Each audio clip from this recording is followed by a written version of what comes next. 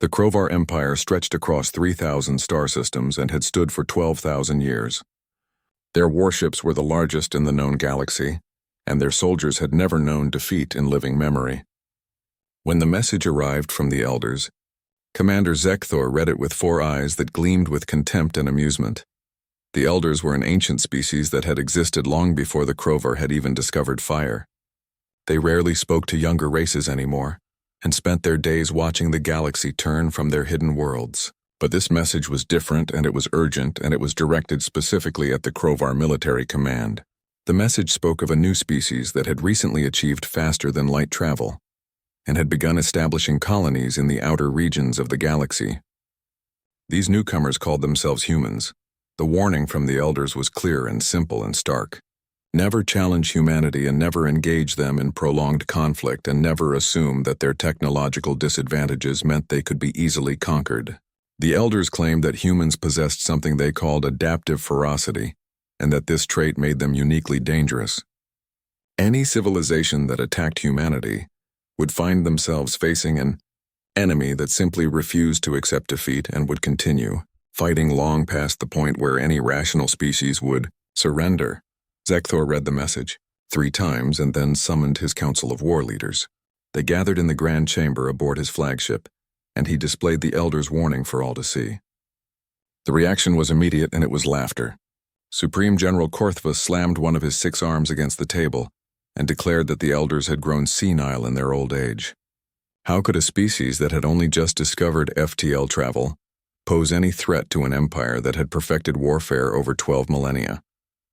The intelligence reports on humanity supported the Krovar's confidence. Humans had achieved faster than light capability only 70 years ago, and their expansion had been slow and cautious. They controlled 47 colony worlds, and none of them were heavily fortified. Their largest warship was barely a quarter the size of a Krovar destroyer, and their weapons technology lagged behind Krovar standards by at least 3 generations. Their population across all worlds totaled only 18 billion, while the Krovar Empire boasted populations in the trillions. But there was one thing about humans that had caught the attention of Krovar scouts. Humans were territorial in a way that seemed almost irrational. When a Krovar survey team had accidentally entered a system claimed by humanity, the human response had been immediate and aggressive. 3 human warships had appeared within hours and had demanded the Krovar leave immediately. The Krovar had complied because it wasn't worth the trouble, but the incident had been noted. Now humanity was refusing to pay transit fees for passage through what the Krovar claimed as sovereign space. The routes in question passed through empty systems that the Krovar had claimed centuries ago, but never colonized or developed. The humans argued that unclaimed and unused space could not be subject to fees, and they would continue using the routes without payment. It was an insult, and it was a challenge, and it was exactly the opportunity Thor had been waiting for. He would make an example of these primitive apes and show the galaxy that the Krovar Empire did not tolerate defiance. He would prove that the Elders were fools who had lost their nerve in their ancient age. He would demonstrate Krovar supremacy and ensure no other species dared to question their authority. Zekthor chose his target carefully. New Edison was a human mining colony on the edge of their territory, with a population of 200,000. It had minimal defensive capabilities and was far from the main human fleet positions. The attack would be swift and overwhelming and undeniable. The humans would see their colony fall in hours and would understand the futility of resistance. The Krovar battle fleet jumped into the New Edison system at dawn. 40 warships materialized in high orbit and immediately opened fire on the planetary defense platforms. The human defenses were pitifully weak, and the orbital stations were destroyed within the first 30 minutes. Krovar dropships descended through the atmosphere and landed ground forces at key locations. Around the primary settlement, the human colonial militia fought back with everything they were miners and engineers and farmers playing at being soldiers. They had hunting rifles and improvised explosives and determination, but little else.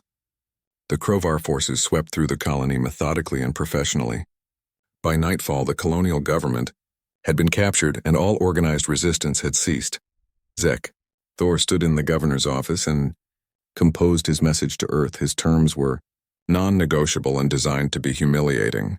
Humanity would immediately surrender all claims to the disputed transit routes and would pay tribute to the Crovar Empire for the next 50 years and would cede 10 colony worlds to Crovar control as compensation for the insult they had given.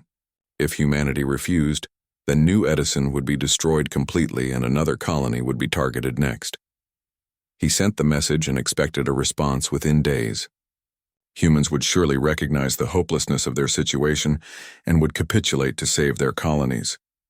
No rational species would choose to fight a war they could not possibly win. The response came faster than expected. A priority transmission arrived just 18 hours after Zekthor's ultimatum, and it carried the seal of the Earth Defense Fleet. The message was brief, and it was delivered by a human who identified himself as Admiral Jack Morrison. The Admiral's face appeared on the screen, and Zekthor studied it carefully. Humans were remarkably similar to several other primate species the Crovar had encountered, and this one seemed unremarkable. His face was weathered, and his hair was gray, and his eyes were a pale blue color. But there was something in those eyes that made Zekthor uncomfortable, though he could not identify what it was. Admiral Morrison spoke in a calm and measured tone without any hint of anger or fear or desperation. He did not plead or negotiate or threaten in the way Zekthor expected. Instead, he simply delivered a statement that would be remembered across the galaxy for generations to come. The Admiral looked directly into the camera and said that the Crovar had just made the worst mistake in their civilization's long history. He said that humanity did not negotiate with invaders and did not forgive attacks on their people, and did not forget. He said that the Crovar fleet at New Edison would be destroyed and that Crovar forces would be driven from every human world they touched, and that the Crovar Empire would learn to regret the day they decided to challenge mankind. Then Admiral Morrison leaned forward slightly, and his voice dropped to something that was almost a whisper but somehow seemed louder than a shout. He said 4 words that would haunt Zekthor for the rest of his life. "We are coming for you."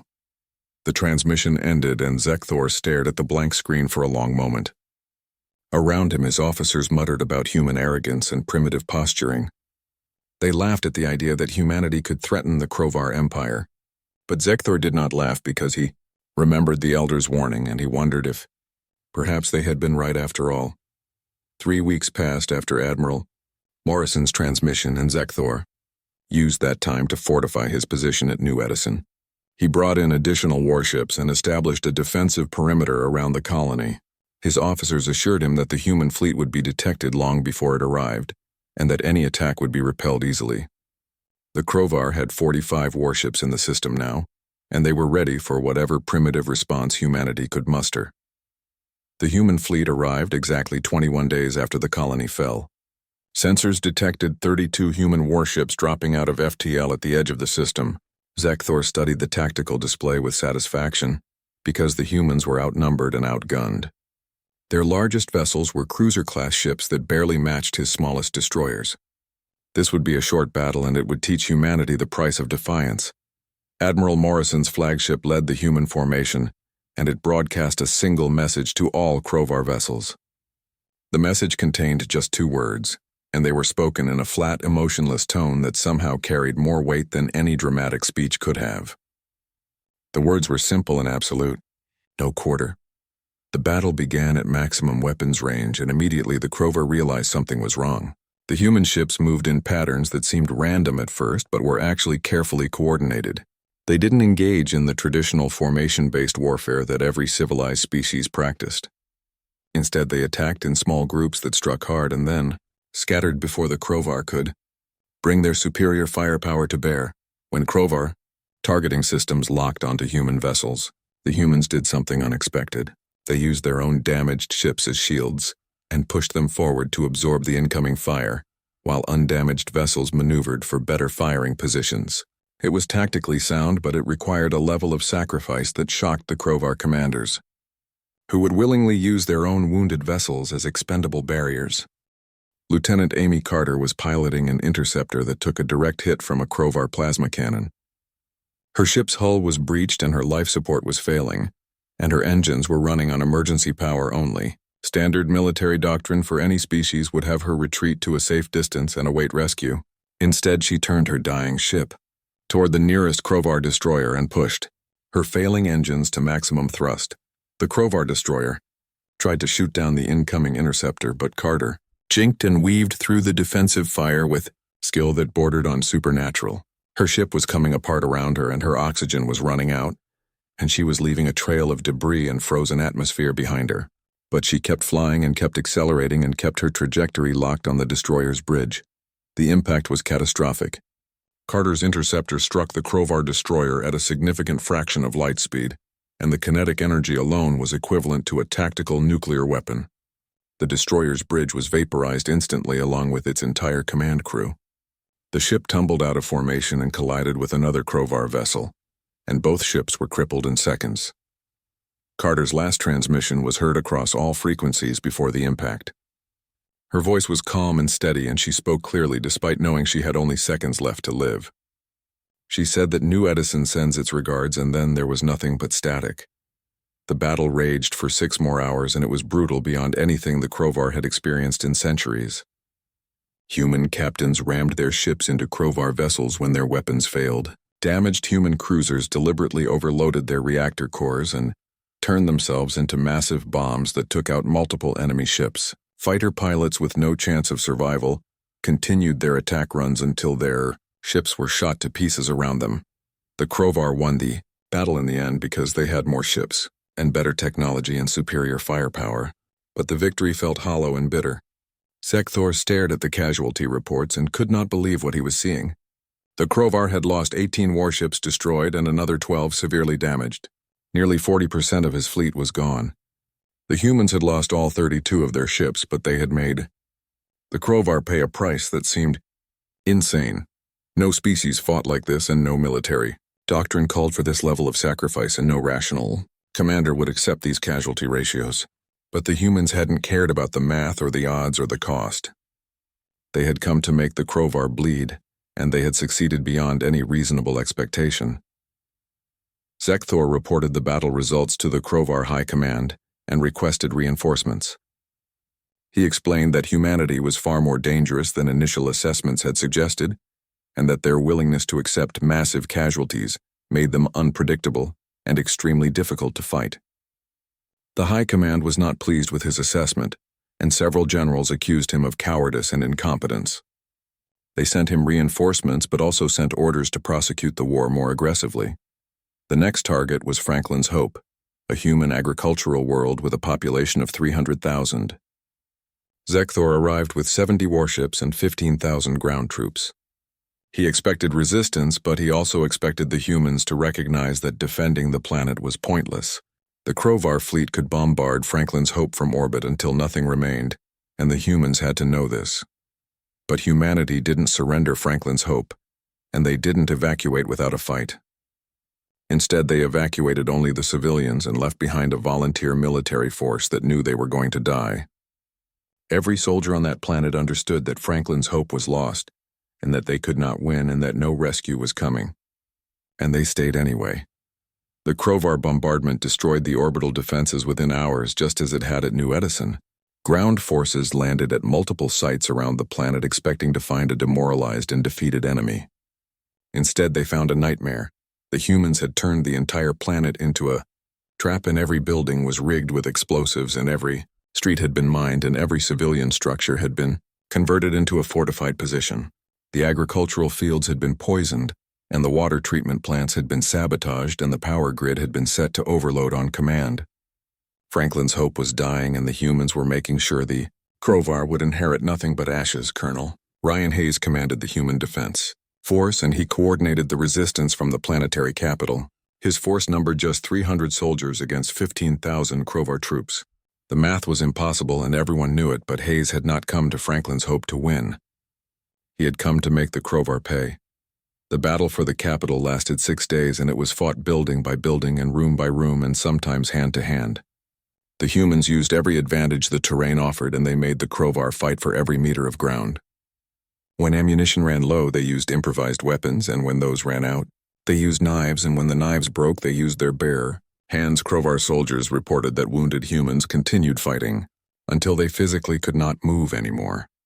Medical personnel who should have been evacuating instead stayed to tend the wounded, and then picked up weapons when the front lines collapsed. Engineers rigged elaborate traps that killed dozens of Crovar soldiers at a time.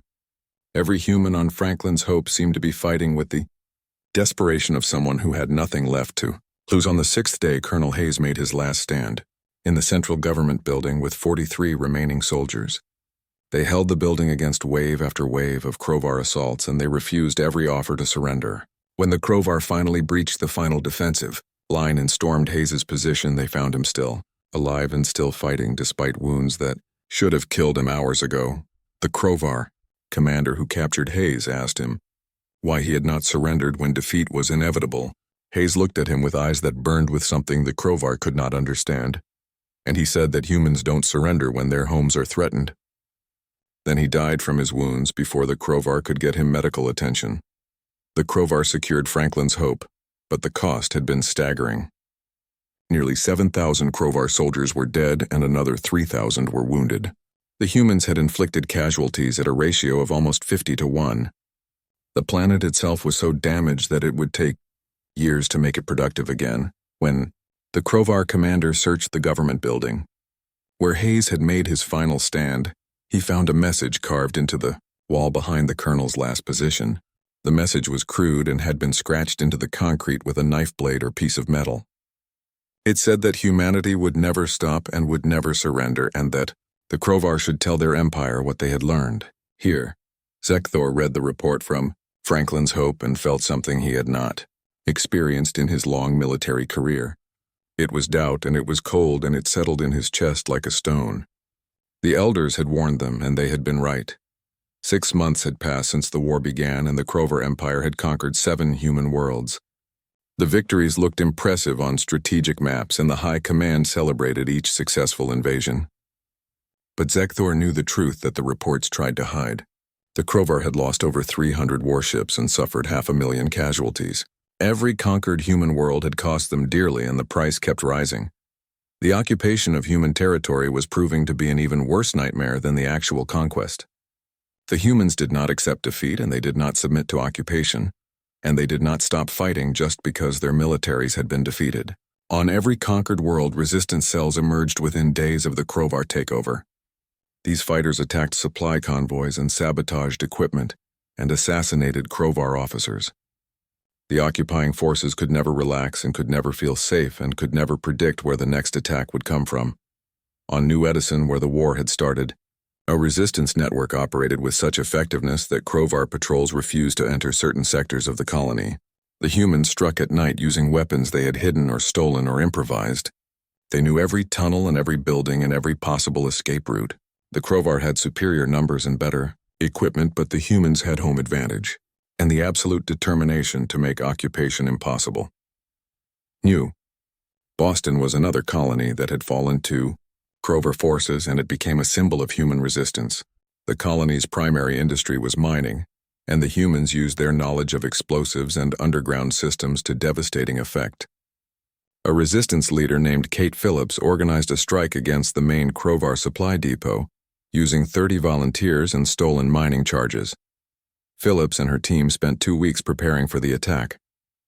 They mapped out the depot's defenses and identified weak points, and calculated exactly how much explosive would be needed. The plan was suicidal, and everyone involved knew it.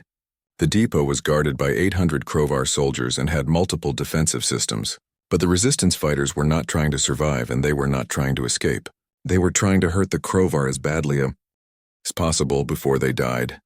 The attack came at dawn when the depot was receiving a major shipment of military supplies. Phillips led her team through a forgotten maintenance tunnel that emerged inside the depot's outer perimeter. They placed their explosives at critical structural points and near the largest ammunition stockpiles. The Crovar guards detected them before they could finish, and the fighting started immediately.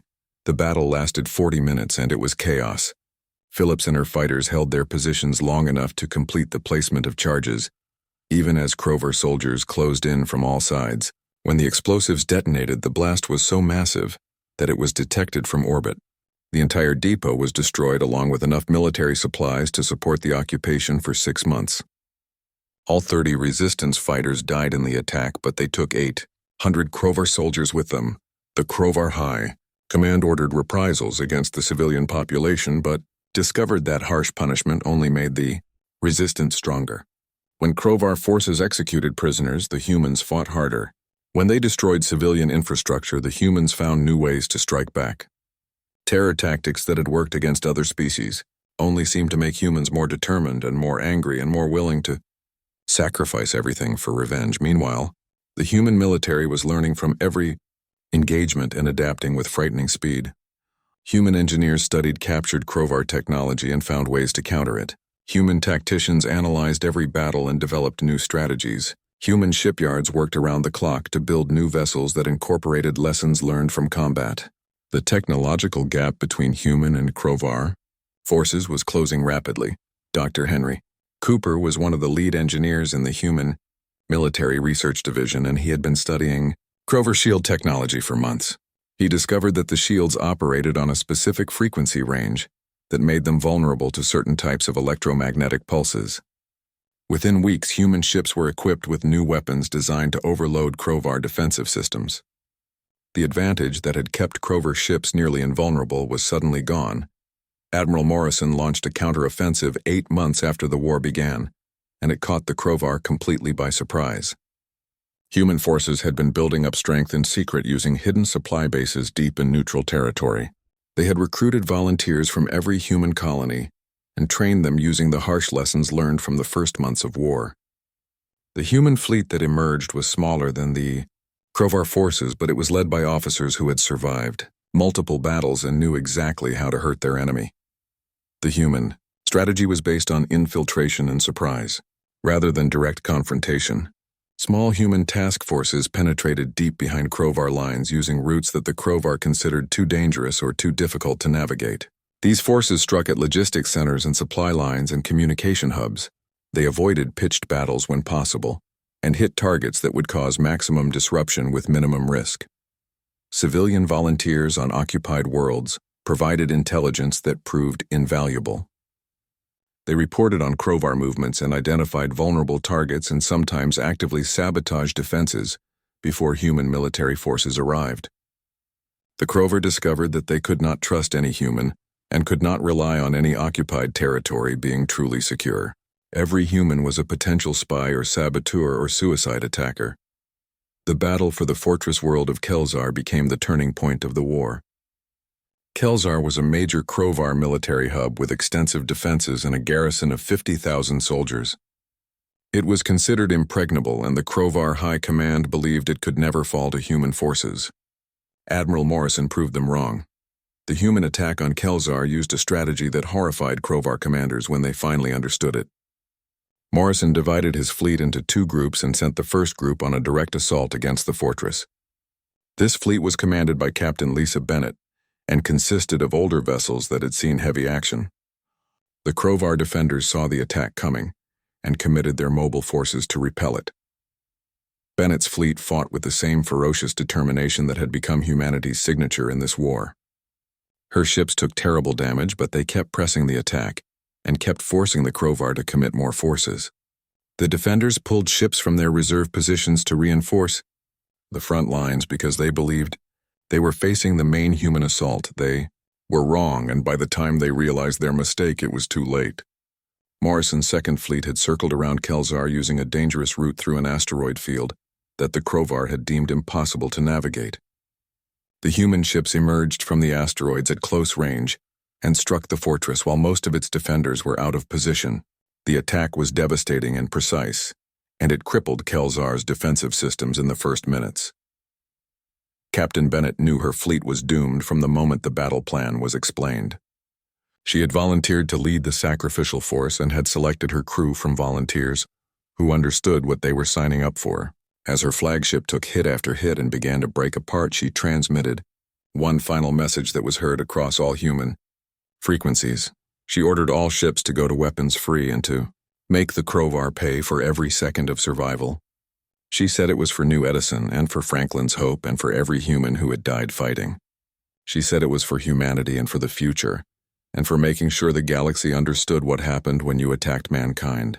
Then her transmission ended as her ship exploded under concentrated Krovar fire. Bennett's sacrifice and the sacrifice of every crew member in her fleet was not in vain. Morrison's Second Fleet captured Kelzar after a brutal 6-hour battle. The Krovar lost their fortress, and more importantly, they lost their sense of invincibility. If Kelzar could fall, then nowhere was safe and no Krovar position was secure. Zekthor received the news of Kelzar's fall while aboard his command ship, and for the first time in his military career he felt something close to fear. The elders had warned them never to challenge humanity, and he finally understood why. Humans did not fight wars the way civilized species did, and they did not calculate victory in terms of territory gained or battles won. They fought to destroy anyone who threatened them, and they were willing to pay any price to ensure their enemy regretted ever attacking them. The war had shifted, and the Krovar Empire was no longer the aggressor. They were fighting for survival against an enemy that would never stop and never forgive, and never forget what had been done to them. Zekthor looked at the casualty reports and the strategic assessments and the projections for the future. All of them pointed to the same conclusion, and it was a conclusion that would have seemed impossible 6 months ago. The Krovar Empire was losing the war. The war entered its second year, and the Krovar Empire found itself in a position it had never experienced in 12,000 years of existence. They were losing, and they were desperate, and they were running out of options. What had begun as a simple punitive expedition against an upstart species had turned into a nightmare that threatened the very foundation of their civilization. The human strategy had evolved far beyond simple military resistance. Humanity had turned the war into a systematic campaign to dismantle every aspect of Krovar power. Human forces targeted supply lines with relentless efficiency, and raided shipyards deep in Krovar territory, and destroyed resource extraction facilities on remote worlds. Every victory the Krovar claimed came at a cost that their economy could no longer sustain. Commander Greg Lawson led a special operations unit that became legendary among both human and Krovar forces. His team specialized in deep penetration strikes against targets that should have been completely unreachable. They used captured Krovar ships and forged identification codes and sheer audacity to infiltrate behind enemy lines. Their mission was not to hold territory or win battles, but to destroy the infrastructure that kept the Krovar war machine running. Lawson's team struck at 3 major shipyards in a single month, and each attack was more daring than the last. The first target was a construction facility orbiting the industrial world of Mextar. Lawson's team approached in a damaged Krovar supply vessel broadcasting distress signals. When they were allowed to dock for repairs, they planted explosive charges throughout the station's main assembly bays. The explosives detonated during a shift change when the facility was at maximum capacity. 2,000 Krovar workers died, and the shipyard was rendered completely inoperable. The second attack came just 8 days later at a military depot on the moon of Krathvan. This time, Lawson's team used forged transfer orders to gain access to the facility, posing as Krovar military inspectors. They spent 3 days mapping the depot's defenses and identifying critical systems. When they struck, they disabled the communications array first and then systematically destroyed ammunition stockpiles and fuel reserves. The resulting explosions were visible from the planet below and destroyed nearly 60% of the depot's stored materials. The third target was the most ambitious and the most dangerous.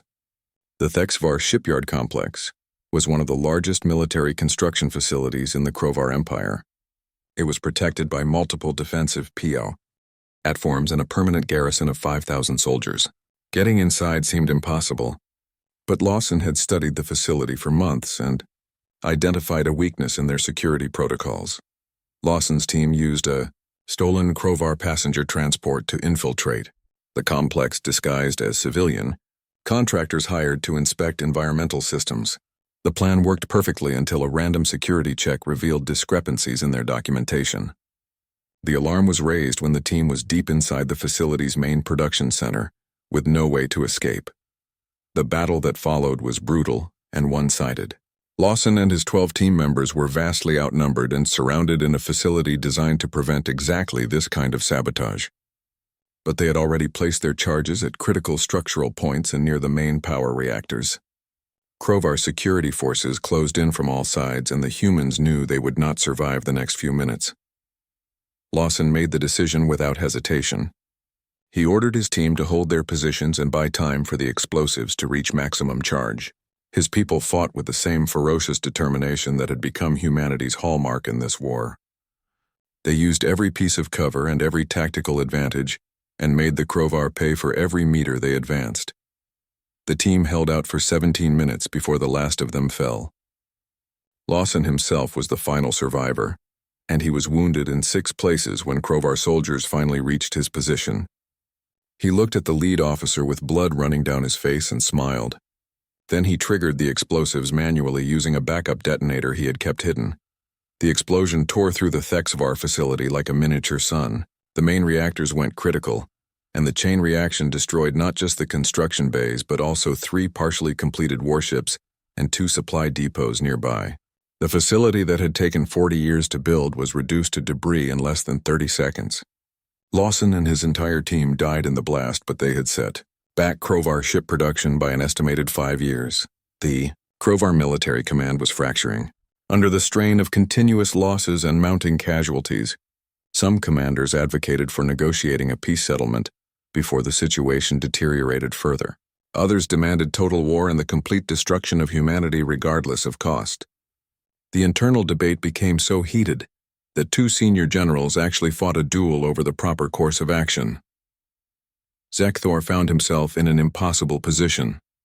He had started this war with confidence and pride and certainty that the Krovar would crush human resistance in weeks. Now he was watching his civilization tear itself apart from within, while human forces grew stronger with each passing month. The technological gap that had seemed so insurmountable at the war's beginning had nearly vanished as human engineers learned and adapted and innovated. In desperation, Zekthor proposed one final operation that he believed could force humanity to accept terms. He would assemble the largest Krovar fleet ever created and jump directly to Earth itself. The threat of bombarding humanity's homeworld would surely bring them to the negotiating table. No species would risk the destruction of their birth world over pride or revenge. The Krovar High Council approved the plan because they had no better options. Every available warship was recalled from occupation duties and frontier patrols. Construction crews worked around the clock to repair damaged vessels and bring them back to combat readiness. The fleet that assembled in Krovar space numbered 460 warships and represented the absolute maximum force the Empire could muster. The Armada jumped to the Sol system with Zekthor in overall command. They emerged from FTL space at the edge of Earth's solar system and immediately began broadcasting their ultimatum on all frequencies. The message was simple and brutal. Humanity would surrender unconditionally and accept Krovar terms, or Earth would be reduced to a lifeless rock. They had 24 hours to decide. Zekthor expected panic and desperate pleas for mercy. He expected humanity's leaders to realize they were beaten and accept the inevitable. What he got instead was silence for exactly 4 hours. Then a response came from a human ship that his sensors identified as a science vessel, rather than a warship. The vessel was called Galileo, and it was commanded by someone named Colonel Susan Blake. Blake's transmission was broadcast on the same frequencies the Krovar had used for their ultimatum. Her face appeared on Zekthor's command screen, and he saw immediately that she was not afraid. Her expression was calm and cold and absolutely certain. She spoke clearly and without any hint of emotion in her voice. She told Zekthor and the entire Krovar fleet that they had made a terrible mistake by coming to Earth. Humanity had spent the last year developing contingency plans for exactly this scenario. The humans had found a way to destabilize their own sun and turn it into a weapon. The process was already underway and could not be stopped without human cooperation. Blake explained that if the Krovar fleet did not retreat beyond the heliopause within 10 minutes, then the sun would go supernova, Earth would be destroyed, and everyone in the solar system would die, including millions of humans on various orbital stations and colony installations. But the Krovar fleet would die too, and that was acceptable to humanity. 10 minutes was all the time they had. Zekthor ordered his science officers to verify the claim immediately. They scanned the sun, and their instruments showed readings that terrified them. The star's fusion processes had been disrupted in ways that should not be possible. Energy was building toward a catastrophic release that would indeed trigger a supernova. The timeline matched what Blake had stated. 10 minutes or less. The Krovar commander could not believe what he was seeing. Humanity was actually willing to destroy their own homeworld and kill billions of their own people just to ensure the Krovar fleet was destroyed. It was insane and suicidal and completely irrational. No species behaved this way. No civilization valued revenge over survival. But the sensor data did not lie, and the countdown was progressing exactly as Blake had warned. Zekthor had less than 8 minutes to make a decision. He could call humanity's bluff and assume they would not actually trigger their own extinction.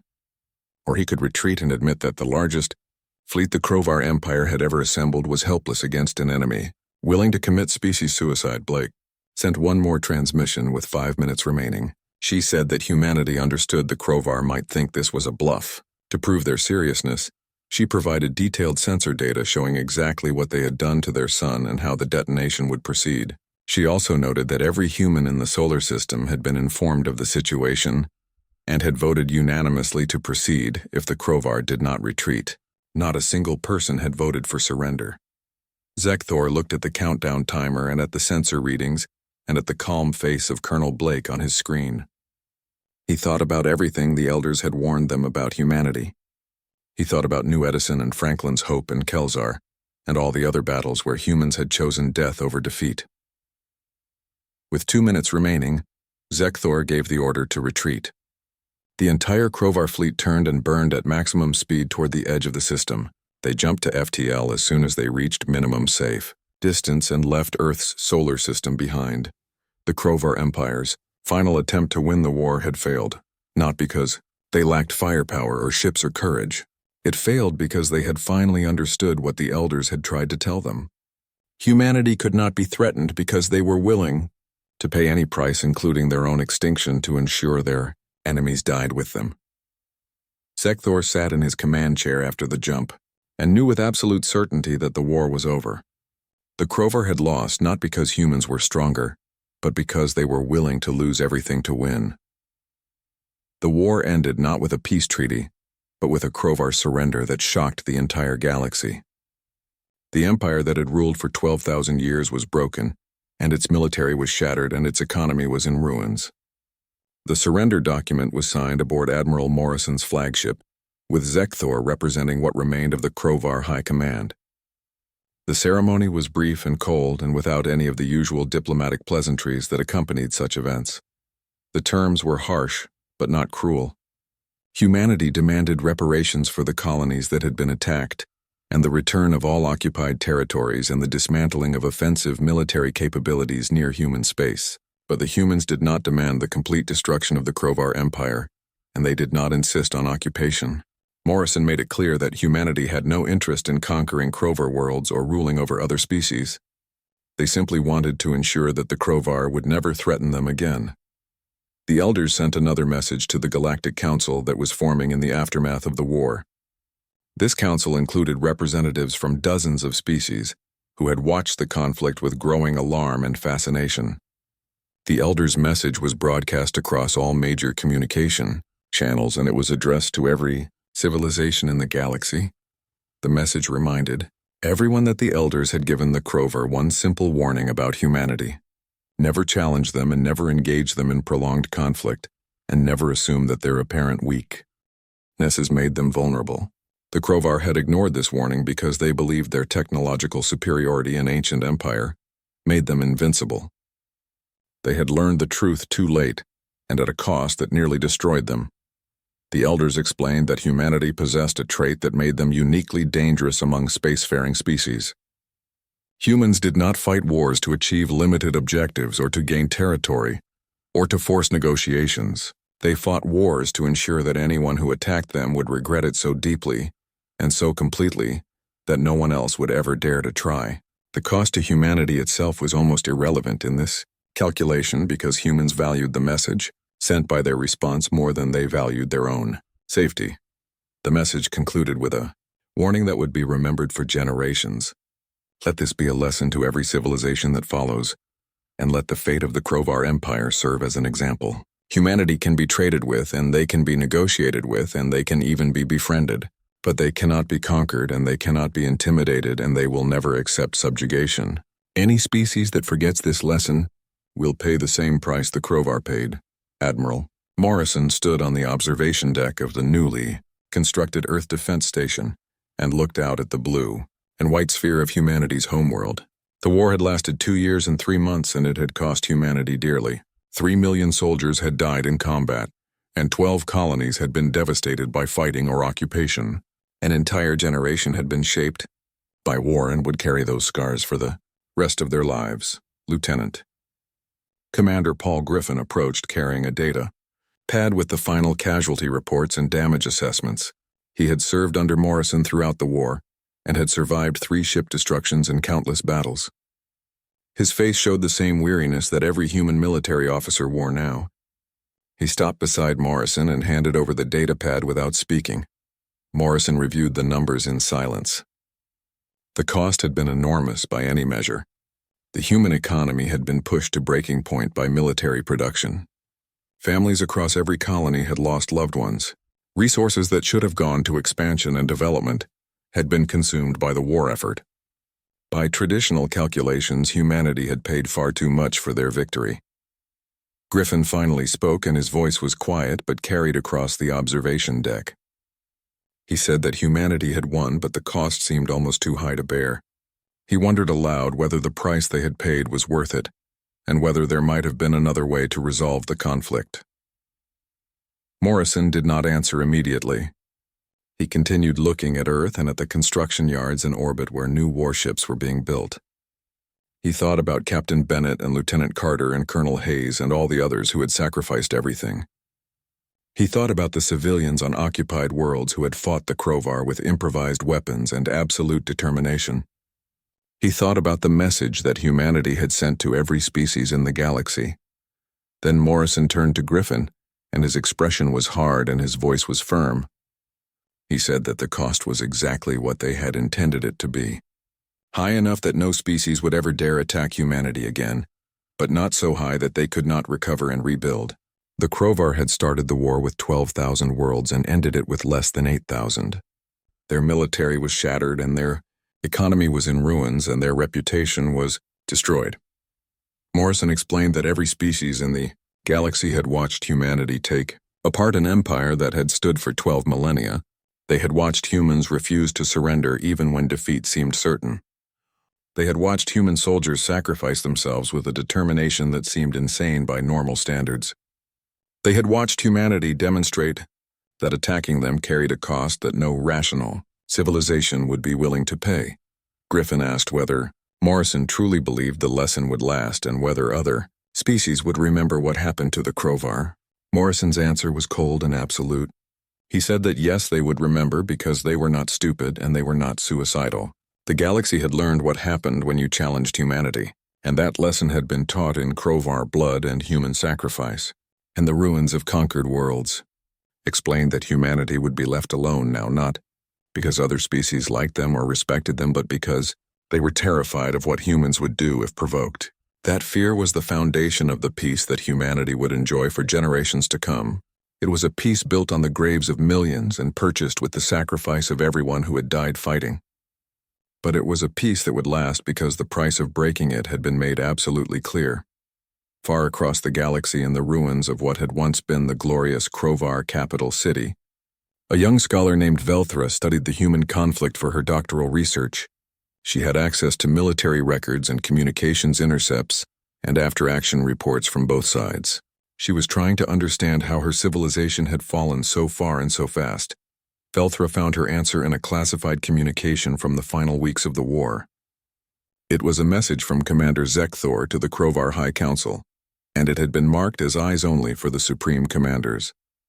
The message had been sent just days before the Krovar surrender, and it laid out Zekthor's assessment of why the war was lost. The message explained that the elders had been right and that the Krovar should never have challenged humanity. Humans did not surrender because they seemed psychologically incapable of accepting defeat. They would burn down everything they had built and sacrifice everyone they loved and drag their enemies into the ashes with them before they would allow themselves to be conquered. The Krovar had not lost because humans were stronger or had better technology or superior numbers. They had lost because humans were willing to lose everything to ensure the Krovar lost more. Velthra read the message 3 times and then sat back in her study cubicle. Through the window, she could see human aid workers helping with reconstruction efforts in the lower city. The peace treaty had included provisions for humanitarian assistance, and the humans had actually followed through. They were helping rebuild what they had helped destroy, and they were treating their former enemies with dignity and respect. But Velthra understood the truth that lay beneath the surface of human generosity. The assistance was not given out of guilt or weakness. It was given because humanity wanted the Krovar to survive and recover and remember. A destroyed civilization could not serve as a warning to others. But a civilization that had been broken and then allowed to rebuild would remember forever what had happened and why. She looked at the human aid workers again and saw them differently now. They were not conquerors or occupiers.